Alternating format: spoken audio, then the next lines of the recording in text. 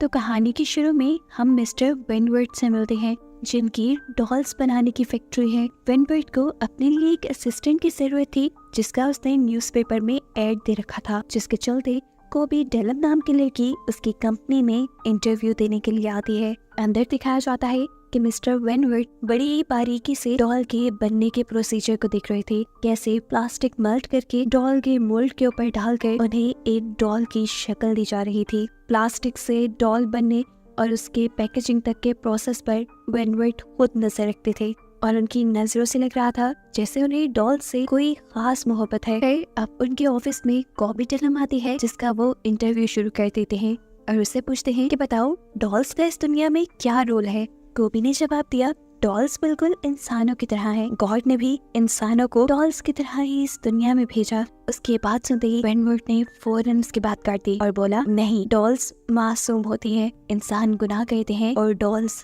कुछ नहीं करती। खैर, ये कहने के बाद वो कोबी डेलम को घर जाने के लिए कह देता है। क्वालिफिकेशन रिक्वायरमेंट से ज्यादा होने के बावजूद भी उसे कोबी इस जॉब के लिए ठीक नहीं लगी। हालांकि कोबी ने उसे यकीन भी दिलवाया कि वो बहुत मेहनत करेगी और अपने आप को प्रूफ भी कर देगी। खैर, कोबी जैसे ही घर जाने के लिए पीछे मुड़ी तो हमें दिखाया गया कि उसे वेनवर्थ के ही किसी आदमी ने किडनैप कर लिया है। अब कोबी को जब होश आया तो वो वेनवर्थ के पैलेस में थी, जिस पैलेस को ठीक डॉल हाउस की तरह डिजाइन किया गया था। इस टाइम उसके सामने वेनवर्थ खुद बैठा था, जो उसे बताता है कि अगला पूरा हफ्ता वो यही उसकी इस डॉल हाउस में गुजारेगी और किसी ब्यूटी पेजेंट गेम की तरह उसे यहाँ के हर गेम में पार्टिसिपेट भी करना होगा। लेकिन कोबी को इस सब में इंटरेस्ट नहीं था। उसने बहुत ही प्यार से इनकार कर दिया, लेकिन वेनवर्थ ने बताया कि यहाँ उसके पास कोई ऑप्शन नहीं है, उसे जो कहा गया है उतना उसे करना ही पड़ेगा। कोबी उसकी बातों से बहुत ज्यादा घबरा चुकी थी।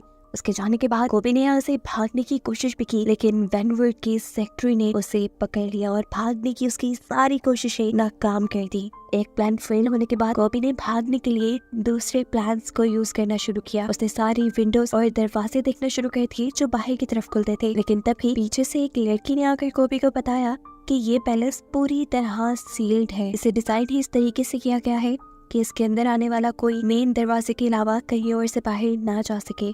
और वो लड़की ये सब इसलिए जानती थी क्योंकि उसने भी भागने की कोशिश की थी। अभी तक कोबी को ये बात नहीं मालूम थी कि इस महल में और कोई भी कैद है, क्योंकि उसने अभी तक महल में सिर्फ बड़ी बड़ी डॉल्स के अलावा कुछ नहीं देखा था। पीछे मुड़ने पर पता चला कि ये बड़ी बड़ी डॉल्स असल में इंसान थी, जिन्होंने मुंह पे मास्क लगाया हुआ था और इन सब को भी वेनवर्थ कोबी की तरह ही किडनैप करके यहाँ लाया था इस अजीब से कंपटीशन के लिए। यहाँ पर मौजूद एक डॉल कोबी को बताती है कि यहाँ पे होने वाला कंपटीशन असल में एक लड़की सिलेक्ट करेगा जो आइडियल होगी वेनवर्थ के बेटे की माँ बनने के लिए, और बाकी जितनी लड़कियाँ भी उस कंपटीशन को हारेंगी या उसकी किसी भी गेम में अच्छा परफॉर्म नहीं करेंगी तो उसे वेनवर्थ बहुत ही ब्रूटल यानी बुरे तरीके से मार डालेगा। इन सभी लड़कियों को किडनैप करने के बाद जब यहाँ लाया गया था तो सभी ने यहाँ से भागने की कोशिश की थी, लेकिन कोई भी यहाँ से कामयाब नहीं हो पाया। अब जिस लड़की ने कोबी को ये बताया था कि वो यहाँ से भाग नहीं सकती, वही लड़की कोबी को बताती है कि वेनवर्थ एक बहुत ही परफेक्ट इंसान है। उसे अपनी जिंदगी में हर चीज परफेक्ट चाहिए, जैसे डॉल हाउस में परफेक्ट होती है। और 2 साल पहले उसे जब पता चला कि उसकी वाइफ उसे चीट कर रही है तो उसने उनको भी बड़ी ही अजीब मैनर में सजा दिलवाई। दोनों को बिना कपड़ों के उसने कुएं में भिगवा दिया और उस कुएं में फिर बिजली की तार छोड़ दी, जिससे वो दोनों मारे गए। अभी वो लोग ये बात ही कर रहे थे कि अचानक वहाँ पे तेज बहन होने लग गई। उस लड़की ने बताया कि अब वेनवर्थ आने वाला है, उन्हें जल्दी से किसी डॉल की तरह तैयार होना होगा। बेल के बजते ही ये लोग एक खास रूम में जाते हैं जहाँ बहुत सारे कॉस्ट्यूम रखे हुए थे, जिनमें से हर लड़की अपने लिए एक कॉस्ट्यूम सिलेक्ट करके पहन लेती है और फिर किसी डॉल की तरह बुत बन के खड़ी हो जाती है। कोबी ने एक क्लाउन यानी एक जोकर वाला कॉस्ट्यूम पहना था। इतने में ही वेनवर्थ और उसका बेटा ऑटस रूम में आ जाते हैं। सारी डॉल ऑटस को अच्छी लगी, लेकिन कोबी नहीं, जो एक क्लाउन बनी हुई थी। और इससे पहले कि कोबी को मार दिया जाता, ऑटस को इम्प्रेस करने के लिए कोबी एक मैजिक ट्रिक दिखाती है। अपने पास पड़ी हुई एक कार को अपने अंदर की टेलीकाइनेसिस पावर से चला कर दिखाते हैं, यानी उसने अपने ब्रेन के जरिए कार को कंट्रोल करते हुए चला दिया, जो देखकर ऑटस इम्प्रेस हो गया और कोबी की जान बच गई। ऑटस को ये जादू देखकर यकीन नहीं आया। उसने कोबी से ये जादू दोबारा करने को कहा, लेकिन कोबी ने इनकार कर दिया और जवाब में उसे ऑटस का वैसा ही बिगड़ा हुआ रूप देखना पड़ा जैसा वेनवर्थ का यानी उसके डैड का है। ऑटस उसे मारने का हुक्म देने ही वाला था लेकिन तभी कोबी ने उसे दोबारा इस कार को चला के दिखा दिया और ऐसे उसने ओटिस की अट्रैक्शन पाली। ओटिस और वेनवुड के यहाँ से जाने के बाद सभी लड़कियां अपने रूम में थी और सभी अब कोबी के बारे में ही बात कर रही थी। और ऑरेलिया को तो टेंशन होने लगी थी कि ऐसे तो जादू से कोबी ओटिस को अपनी तरफ कर लेगी और हम सब मर जाएंगे। ऑरेलिया काफी सेल्फिश थी, वो हर हाल में ये पेजेंट जीतना चाहती थी ताकि सिर्फ उसकी जान बच जाए और वो ओटिस की माँ बन के यहाँ रहने लगे। कोबी ने उसकी सारी सोच को समझते हुए उसे समझाया, देखो ऑरेलिया, ये पेजेंट जीत कर ओटिस की माँ बन के यहाँ रहना कोई बड़ी बात नहीं है। बड़ी बात ये है कि हम किसी तरह सबको यहाँ से बाहर निकाल लें। अभी वो लोग ये बात ही कर रहे थे कि एक और मरतबा अलार्म बजने लगे। सभी जल्दी से डॉल की तरह तैयार हुई और डाइनिंग रूम में आ गई। वेनवुड ने सभी को टास्क दिया टेबल सेट करने का। इन सबके पास सिर्फ 1 मिनट था। जो सबसे बुरा टेबल सेट करती वो मारी जाती। कुछ तो ये काम काफी अच्छे से कर सकती थी, लेकिन कुछ लड़कियां बहुत ही ज्यादा कंफ्यूज और पैनिक हो गई। ऐसे में सिर्फ ऑरेलिया ही काफी कॉन्फिडेंट नजर आ रही थी अपना टेबल सेट करने में। कोबी को भी टेबल सेट करना नहीं आता था, इसलिए उसने ऑरेलिया को कॉपी करना शुरू कर दिया। लेकिन लास्ट ही मिनट ऑरेलिया ने एक चेंज कर दिया। उसने फॉर्क के साथ एक स्पून रखा और ये चीज कोबी ने भी नोटिस कर ली। इससे पहले कि वो चेंज करती 1 मिनट का टाइमर खत्म हो गया और हड़बड़ी में उससे एक ग्लास भी टूट गया, जिसकी वजह से उसे वेनवुड से अच्छी खासी डांट पड़ गई। इस कंपटीशन की विनर तो ऑरेलिया ही थी, लेकिन जिसने सबसे बुरा टेबल सेट किया था, जहाँ वेनवुड उसे बेहोश करके अपने कुएं में फेंकवा देता है, बिल्कुल उसे वैसे ही मौत देने के लिए जैसे उसने अपनी वाइफ को मारा था। खैर अगले दिन दिखाया जाता है कि दोबारा ओटिस इस डॉल हाउस के अंदर आया है। यहाँ पर उससे मिलती है कोबी, जो उसे यहाँ पर अपनी टेलीकाइनेसिस पावर के बारे में बताती है, जिस पर वो दिमाग से चीजों को कंट्रोल कर सकती थी।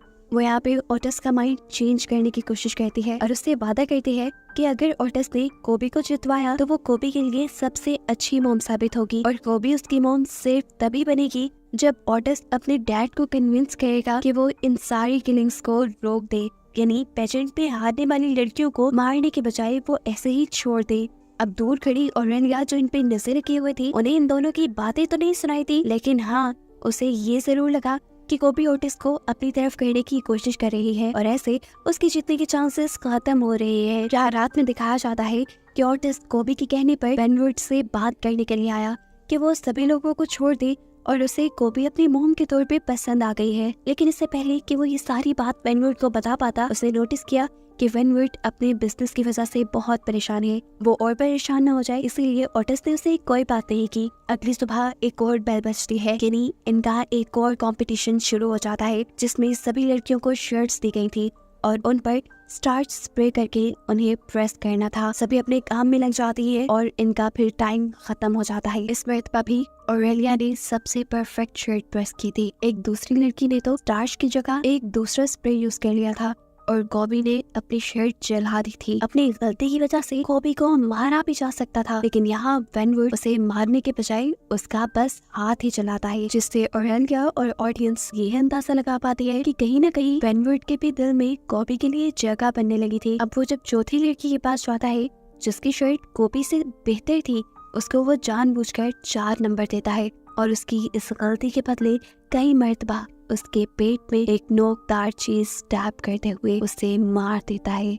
अब सीन कट होकर हमें कोबी और उसके साथी को एक रूम में दिखाया जाता है, जहां वो डिस्कस कर रहे थे कि वो मरने के बजाय यहाँ से भाग भी सकते हैं, क्योंकि उनको ऑरेलिया ही जीतने वाली लग रही है। साथ ही कोबी अपनी साथी को ये भी बताती है कि वो ओटिस का माइंड अपनी पावर से मैनिपुलेट करने की कोशिश कर रही है ताकि वो कोबी को जितवाए और कोबी बाकी सबको यहाँ से फ्री करने में मदद करते। उनकी ये सारी बातें ऑरेलिया सुन चुकी थी और ये चीज अपनी पावर्स की मदद से कोबी को भी पता चल गई। उसके बाहर जाने से पहले कोबी भागते हुए डॉल रूम के अंदर जाती है और कुछ चीज ढूंढने शुरू कर देती है। इतने में हम देखते हैं कि ऑरेलिया कोई नुकीली चीज लेकर कोबी के रूम में आई और उसने पीछे से कोबी को स्टैब कर दिया। लेकिन फिर रिवील हुआ कि इस क्लाउन कॉस्ट्यूम में कोबी नहीं बल्कि एक स्टैचू था। क्योंकि कोबी ने ऑरेलिया को भांप लिया था, वो चाहती थी कि ऐसे ही कोई चाल चलेगी ऑरेलिया, इसीलिए पहले ही उसने अपनी जगह पे इस स्टैचू को खड़ा कर दिया और फिर ऑरेलिया को समझाने की कोशिश की कि जीतने और मरने के बजाय भी बहुत से ऑप्शंस हैं जिनको आजमाया जा सकता है।